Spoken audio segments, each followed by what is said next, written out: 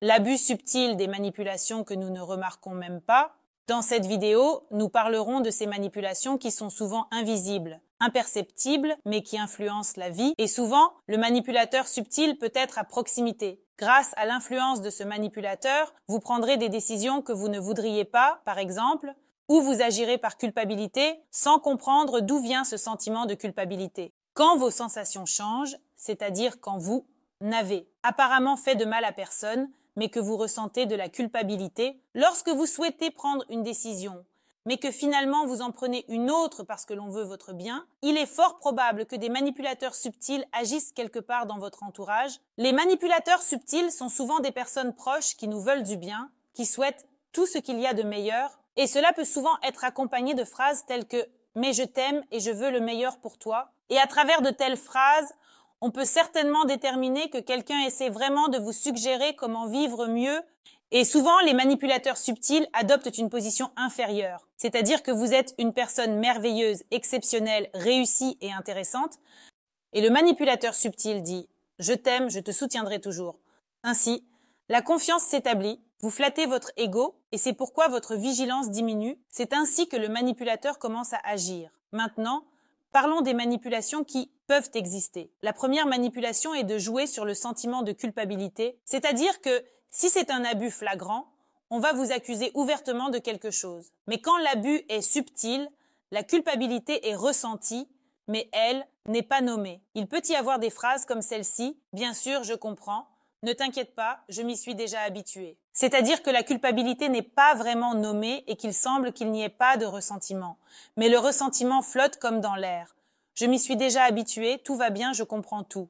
Et à ce moment-là, la personne commence à ressentir de la culpabilité et souhaite l'apaiser. C'est la première des manipulations.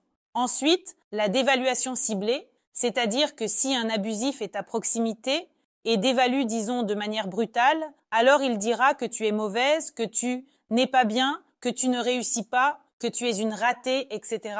Mais un abusif subtil ne fait pas cela. Il va également dévaluer de manière subtile. C'est-à-dire que vous, par exemple, avez atteint un certain résultat, vous avez réalisé quelque chose d'incroyable, vous êtes maintenant dans une immense joie, peut-être que vous avez pris la première place quelque part ou que vous êtes enfin arrivé à votre rêve, à un désir, et que fait alors l'abuseur subtil? Il dit « tu as bien fait, c'est merveilleux, mais il y a eu un moment désagréable, bien sûr, mais tu as eu de la chance ici, par exemple, qu'on n'y ait pas prêté attention. Ou, eh bien sûr, tu es formidable, mais beaucoup grâce à ton équipe. » C'est-à-dire qu'il y a toujours un petit « mais ». On ne se réjouira pas toujours pour vous et ne sera pas entièrement émerveillé. C'est-à-dire qu'il y aura toujours une petite cuillère de goudron dans ce miel et vous la ressentirez. Ensuite, le gaslighting subtil, c'est une autre forme de manipulation. C'est-à-dire que lorsque le gaslighting est aussi évident, la personne commence à vous faire croire que vous n'êtes pas dans votre bon sens. C'est-à-dire, par exemple, un homme arrive avec du rouge à lèvres, sans des parfums féminins, mais dit que vous êtes folle et que tout cela vous semble. Par exemple, le gaslighting subtil est un peu différent. Par exemple, quand quelque chose se passe et que vous ne comprenez plus ce qui se passe, on vous dit « Eh bien, tu es juste fatigué, tu es juste surchargé, tu t'imagines des choses ». C'est-à-dire, encore une fois, qu'est-ce que le gaslighting? Le gaslighting, c'est quand une personne commence à penser qu'il y a quelque chose qui ne va pas chez elle. On a l'impression qu'elle devient un peu folle. Ainsi, le gaslighting subtil peut vraiment nuire à une personne. Elle commence à se demander si, en effet, elle est fatiguée et si elle n'a pas perçu les choses de la bonne manière, si elle n'a pas compris, agi ou fait les choses comme il le fallait, et ainsi de suite. La manipulation suivante est la demande sans demande. C'est-à-dire que lorsque l'on nous demande ouvertement, nous avons la possibilité de refuser, que l'on veuille le faire ou non, la personne prend une décision de manière autonome. Mais demander sans vraiment demander, par exemple, comme je suis fatiguée, j'aimerais tant avoir un peu de soutien, c'est-à-dire qu'ils ne demandent pas d'aide, mais ils laissent entendre qu'ils en ont besoin, ou par exemple, si j'avais tel téléphone, ou si j'avais ceci ou cela, et à ce moment-là. C'est-à-dire qu'il existe une demande ou un reproche caché et vous commencez déjà à proposer votre aide, c'est-à-dire que vous commencez à agir, et de toute façon, à un moment donné, on peut vous dire « Eh bien, je ne t'ai pas demandé ça, c'est toi qui l'as fait ». Et encore une autre méthode de manipulation. Ensuite, l'insinuation latérale. C'est le moment où l'on ne vous dicte pas ce que vous devez faire, mais où l'on vous pousse subtilement à prendre une décision, qui est nécessaire à celui qui manipule, Par exemple, eh bien, nous comprenons tous les deux quelle est la meilleure option ici. J'ai toujours su que tu étais sage, tu es très intelligent, c'est pourquoi tu prends telle décision.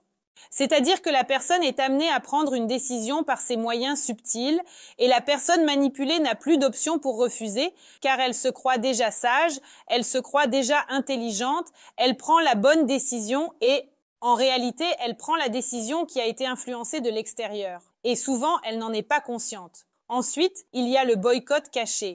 Quand une personne, par exemple, disparaît soudainement ou devient distante, cesse de répondre aux appels et quand vous demandez ce qui se passe, elle commence à dire « Non, non, tout va bien, je suis juste, par exemple, occupée au travail », mais vous sentez qu'il se passe quelque chose de pas normal. Vous ressentez un refroidissement, que ce soit de la part d'un garçon, d'un homme, d'un ami, d'une amie, de quiconque, ou même de membres de la famille. Vous pouvez à nouveau éprouver un sentiment négatif à l'intérieur, réalisant que quelque chose ne va pas. Par exemple, vous commencez à essayer de mériter la confiance ou quoi que ce soit d'autre, une autre méthode de manipulation. Ensuite, travailler avec l'entourage.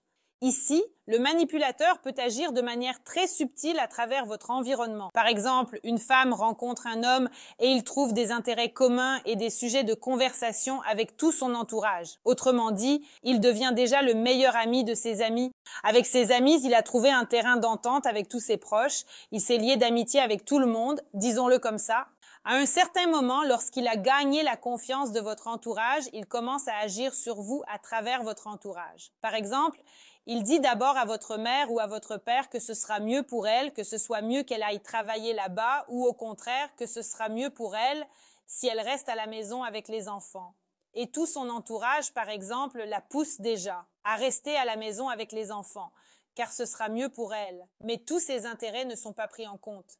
C'est-à-dire que le manipulateur agit avec précaution, en travaillant avec son entourage. Alors, parlons maintenant de la manière de se débarrasser de cette manipulation subtile. La première chose est d'établir des limites personnelles. Comprenez ce qui est acceptable pour vous et ce qui ne l'est pas. Un indicateur important, c'est quand vous ne faites rien de mal, par exemple, vous ne faites rien de répréhensible, vous ne faites rien de tel. Disons que c'est hors de question, mais vous, par exemple, vous vous sentez coupable, vous voulez réparer votre faute, vous prenez une décision que vous ne voudriez pas, vous commencez à vivre comme si ce n'était pas votre vie, mais celle dictée de l'extérieur.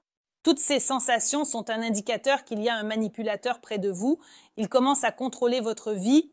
Donc, si vous ressentez tout cela, cela signifie que vous apprenez à établir des limites personnelles, comprenez ce qui est acceptable pour vous et ce qui ne l'est pas. Ensuite, posez des questions.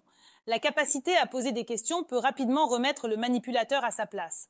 Par exemple, pourquoi me dis-tu cela? Ou tu as besoin d'aide. C'est-à-dire que, par exemple, lorsqu'un manipulateur agit, cherchant à obtenir quelque chose de vous, et manœuvrant de toutes les manières et que vous posez la question « As-tu besoin d'aide ?», il recommencera à manœuvrer sans jamais vraiment le dire. Ainsi, en observant et en posant des questions, vous remarquerez où se trouve le manipulateur à proximité. Ensuite, apprenez à refuser fermement l'aide. C'est-à-dire que lorsque l'on vous impose doucement son aide, dites « Je n'ai pas besoin d'aide en ce moment. Je vais gérer cette tâche moi-même.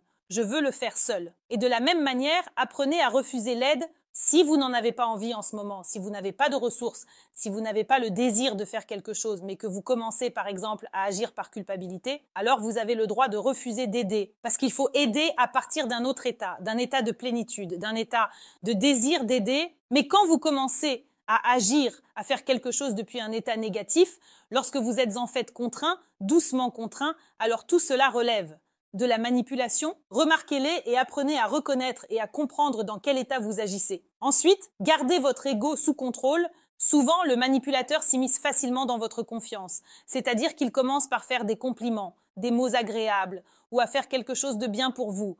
Et vous commencez à vous sentir en quelque sorte redevable et à faire pour cette personne plus qu'elle n'a fait pour vous. En d'autres termes, il a d'abord gagné votre confiance, vous a dit plein de mots agréables, vous a aidé une fois et maintenant vous avez l'impression de lui devoir, constamment. Donc, quand on vous flatte, une phrase disant que vous n'aimez pas vous immiscer peut remettre les choses en place. Autrement dit, la personne comprendra qu'il n'y a pas de terrain d'action.